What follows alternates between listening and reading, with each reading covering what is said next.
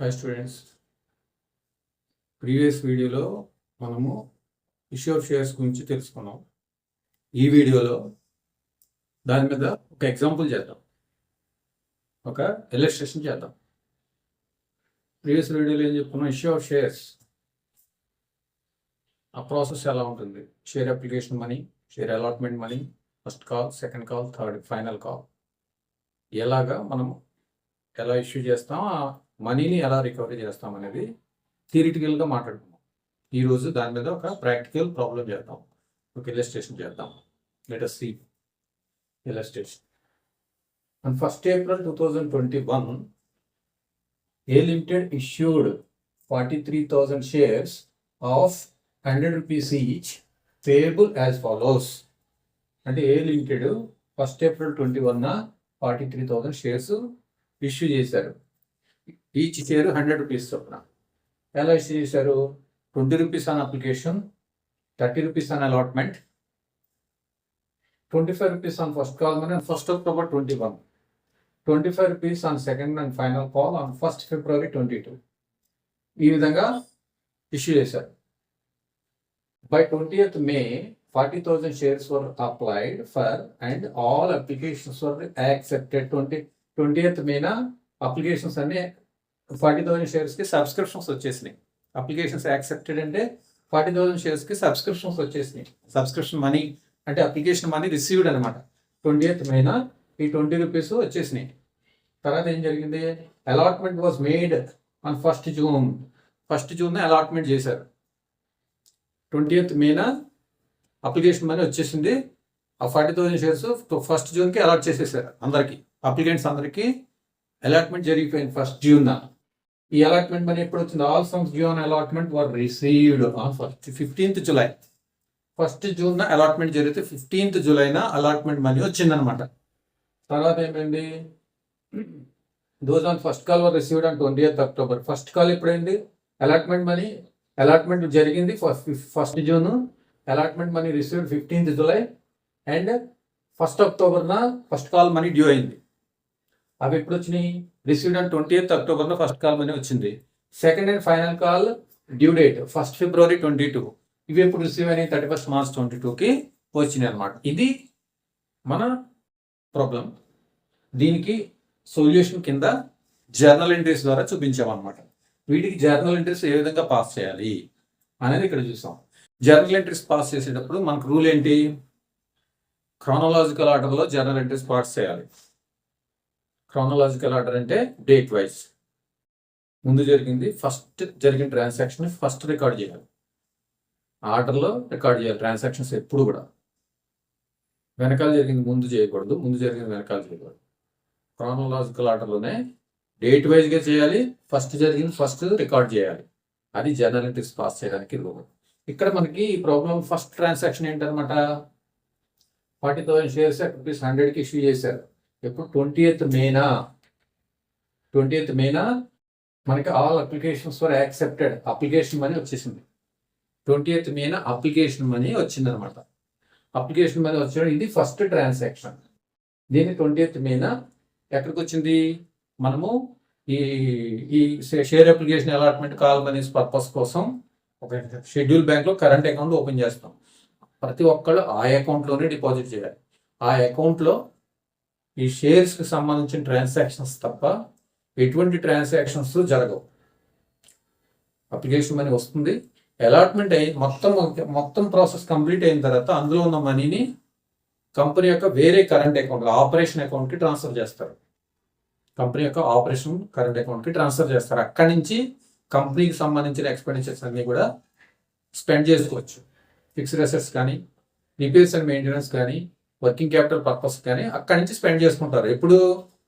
ఈ మొత్తం మనీ వచ్చిన తర్వాత అందులో ఉన్న వాళ్ళకి షేర్స్ అలాట్ అయిపోయిన తర్వాత, కాల్ మనీస్ అన్నీ వచ్చేసిన తర్వాత అందులో ఉన్న అకౌంట్లో ఉన్న మొత్తం షేర్ అప్లికేషన్ మనీలో ఉన్న అమౌంట్ మొత్తం కూడా కంపెనీ యొక్క ఆపరేషనల్ కరెంట్ అకౌంట్కి ట్రాన్స్ఫర్ చేస్తారు.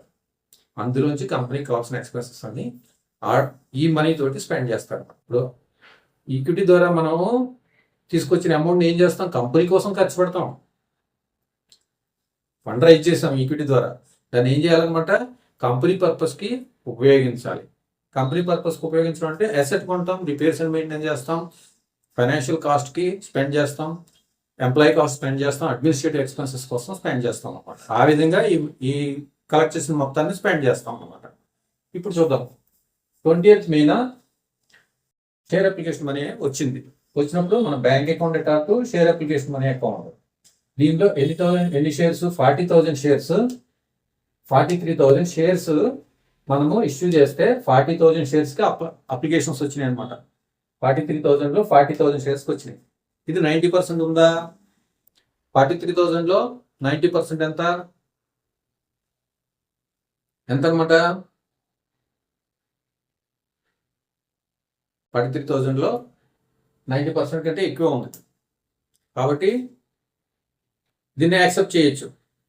90% కంటే బిలో ఉంటే నాట్ యాక్సెప్టెడ్. 90% కంటే ఎక్కువ ఉంది కాబట్టి మనం యాక్సెప్ట్ చేస్తాం. ఈ 40,000 into 20 rupees 8 lakhs. Bank account attack to share application money account 8 lakhs. Narration being share application money received for 40,000 shares at ₹20. Next transaction ఏం జరిగింది అనమాట? షేర్ అప్లికేషన్ మనీ వచ్చింది, బ్యాంక్ లో పడింది, డిపాజిట్ చేసేసారు, మనం ఎంట్రీ చేసేసాం, షేర్ అప్లికేషన్ మనీ వచ్చేసింది. దీనికి షేర్ అప్లికేషన్ మనీ వచ్చిన తర్వాత ఏం జరిగింది? Allotment was made on 1st June allot చేసేసారు. అలాట్ చేశారు కాబట్టి మనం 1st June 2 ఎంట్రీలు వేయాలి. ఫస్ట్ షేర్ అప్లికేషన్ మనీ వచ్చింది. ఈ షేర్ అప్లికేషన్ మనీ వచ్చింది, దీన్ని షేర్ క్యాపిటల్ అకౌంట్కి ట్రాన్స్ఫర్ చేయాలి. ఎంత మనీ వచ్చిందో అంత మనీని షేర్ అప్లికేషన్ మనీ క్లోజ్ చేసేయాలి.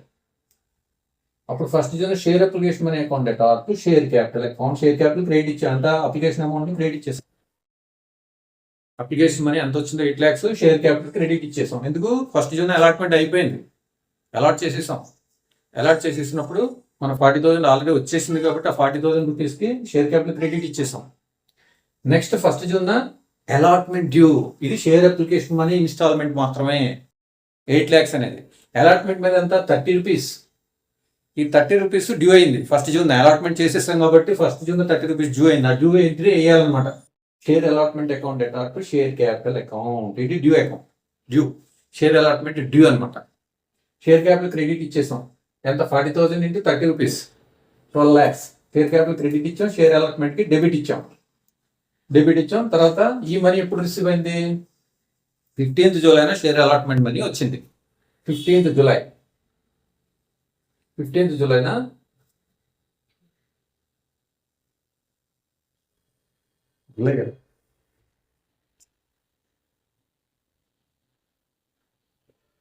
15th July share application money వచ్చింది, షేర్ అలాట్మెంట్ మనీ వచ్చింది. First bank account attack to share allotment account. ఇక్కడ షేర్ అలాట్మెంట్ డ్యూ అయినప్పుడు డెబిట్ చేసాం, ఇక్కడ అమౌంట్ రిసీవ్ అయినప్పుడు క్రెడిట్ చేసేసాం. షేర్ అలాట్మెంట్ బ్యాంక్ డెబిట్ చేసాం. షేర్ క్యాపిటల్ ఆల్రెడీ క్రెడిట్ ఉంది. బ్యాంక్లో ఎంత వచ్చిందన్నమాట? 12 lakhs. బ్యాంక్ అకౌంట్ అటాక్ share allotment 12 lakhs 15th July. Narration being share allotment money received అంటే షేర్ అప్లికేషన్ మనీ వచ్చింది, share application money share capital credit చేసేసాం, తర్వాత షేర్ అలాట్మెంట్ డ్యూ అయింది, ఆ తర్వాత షేర్ అలాట్మెంట్ వచ్చింది. షేర్ అలాట్మెంట్ డ్యూ అయినప్పుడు షేర్ క్యాపిటల్ అకౌంట్ క్రెడిట్ ఇచ్చాం, షేర్ అలాట్మెంట్ మనీ వచ్చినప్పుడు షేర్ అలాట్మెంట్ క్రెడిట్ ఇచ్చాం. ఎందుకంటే ఇక్కడ డెబిట్ ఇచ్చాం కాబట్టి ఇక్కడ క్రెడిట్. పైన share application money account close అయిపోయింది, ఇక్కడ share allotment money account close అయిపోయింది. షేర్ క్యాపిటల్ రెండు కూడా షేర్ క్యాపిటల్ క్రెడిట్ అయిపోయింది. నెక్స్ట్ ఏం జరిగింది అనమాట? First call was received 20th October. First call ఎప్పుడు డ్యూ అయింది అనమాట? 1st Octoberకి ఫస్ట్ కాల్ డ్యూ అయింది. డ్యూ అయినప్పుడు ఎంట్రీ ఏమేయాలి? డ్యూ అంటే లయబిలిటీ క్రియేట్ చేయడం. ఫస్ట్ కాల్ 1st Juneకి 1st Octoberకి first call money call for చేశారు, ఫస్ట్ కాల్ మనీని కట్టండి అని, అప్పుడు డ్యూ అయినట్టు లెక్క. ఈ 1st October share first call account debtor to share capital credit ఇచ్చేసాం, షేర్ ఫస్ట్ కాల్కి డెబిట్ ఇచ్చాం. అంతా 40,000 ఇంటూ 25 రూపీస్. ఇక్కడ చూడండి, మనం చెప్పుకున్న రూలు మ్యాక్సిమం లిమిట్. ఇది 25 ఉండొచ్చు, మ్యాక్సిమం 100 ఉండొచ్చు, ఇది కూడా 100 రూపీస్ ఉండొచ్చు. కానీ 20 తీసుకున్నారు. ఇది మాత్రం మ్యాక్సిమం 25 ఉండాలి. కాల్ మనీస్ 25 మించకూడదు. కాబట్టి ఇది 25, ఇది 25. First call money 25 into 40,000 shares 40,000 shares ఎంత అయినట్టు 10 lakhs. Share first call account అటాట్ share capital 1st October due entry liability share క్యాపిటల్కి లయబిలిటీ క్రియేట్ చేసాం. ఇది రావాల్సి ఉంది షేర్ ఫస్ట్ కాల్ అకౌంట్ అటాట్ షేర్ క్యాపిటల్ అకౌంట్. ఇది ఎప్పుడు వచ్చింది మనకి being share first call money made due on 40,000 shares at ₹25 1st October due అయింది అనమాట.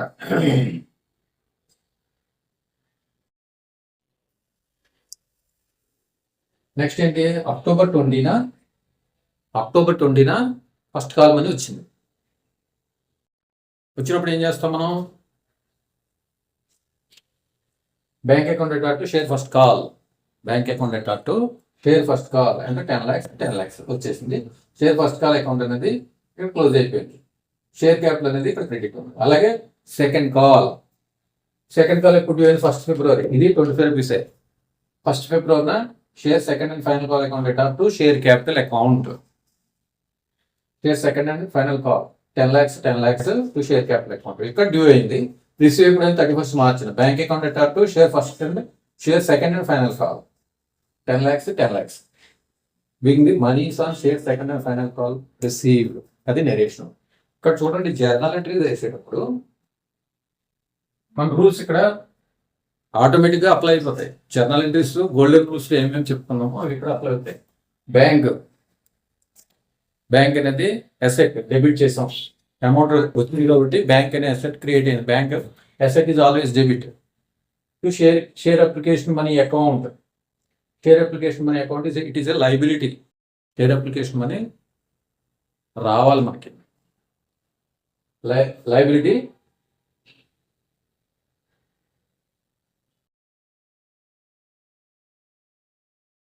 బ్యాంక్ అకౌంట్ అటాట్ టు షేర్ అప్లికేషన్ మనీ అంటే అప్లికెంట్స్ నుంచి మనకు వచ్చింది, ఇంకా అలాట్ చేయలేదు మనం. బ్యాంక్లో వచ్చింది కాబట్టి బ్యాంక్ డెబిట్ చేసాం.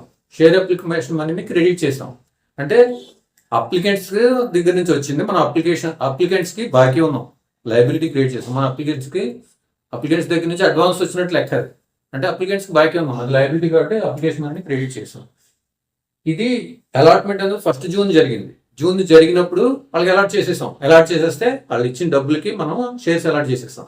అప్పుడు ఈ లయబిలిటీని షేర్ అప్లికేషన్ మనీ డెబిట్ చేసేసాం, క్యాన్సిల్ అయిపోయింది to share capital account. Share capital account అనేది క్యాపిటల్ అకౌంట్ క్రియేట్ చేసేస్తాం. ఇక్కడ లయబిలిటీ ఉంది. ఈ లయబిలిటీ అసెట్ క్యాన్సిల్ అయిపోతాయి అన్నమాట.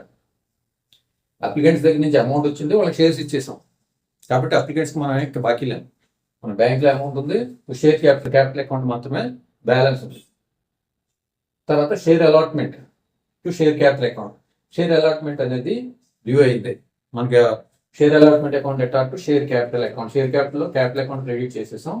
షేర్ అలాట్మెంట్ అనేది ఒక డెబిట్. షేర్ అలాట్మెంట్ రావాల్సి ఉన్నది ఎవరి దగ్గర నుంచి? అప్లికెంట్స్ దగ్గర నుంచి రావాల్సి ఉన్నది. Share application money receivable.